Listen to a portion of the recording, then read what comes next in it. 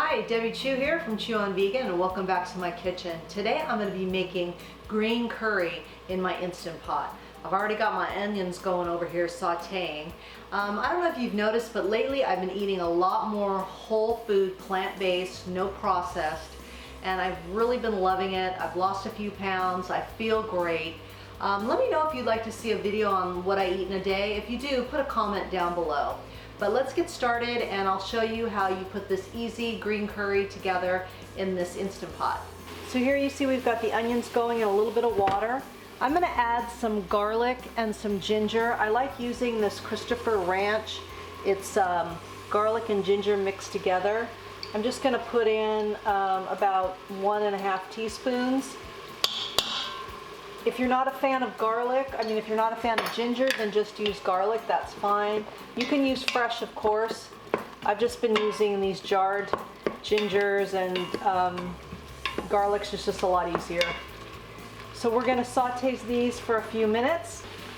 At this point, we're gonna turn the saute feature off.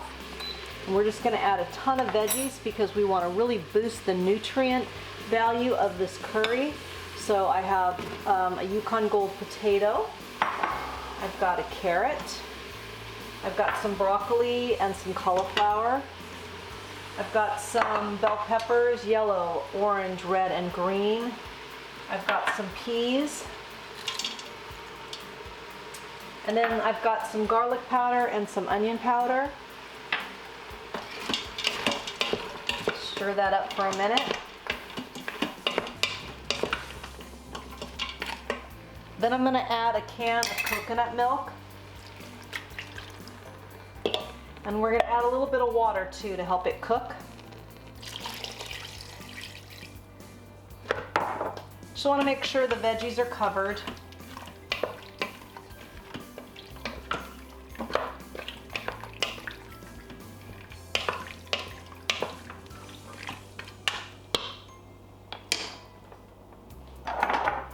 Then I like to add some red pepper flakes.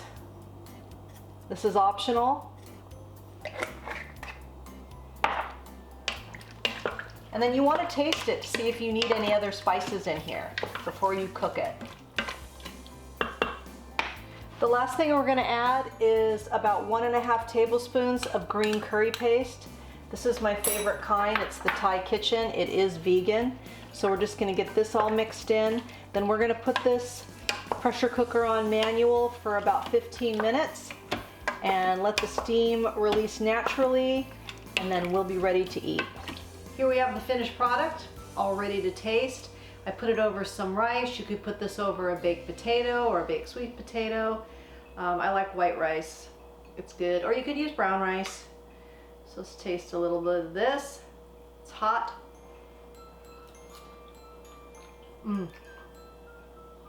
I love curry.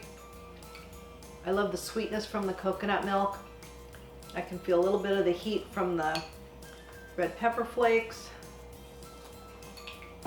Really a good, satisfying meal. This will last you for a few days. I think your family will like it. And then again, let me know if you want to see a what I eat in a day video. Leave a comment below. And I hope you give this one a try. It's good for you, it's good for the animals, and it's good for the planet. And remember, what you put on your plate determines your fate. If you like this video, please give it a thumbs up and share it with your friends. And if you haven't already, please subscribe. Until next time, thank you.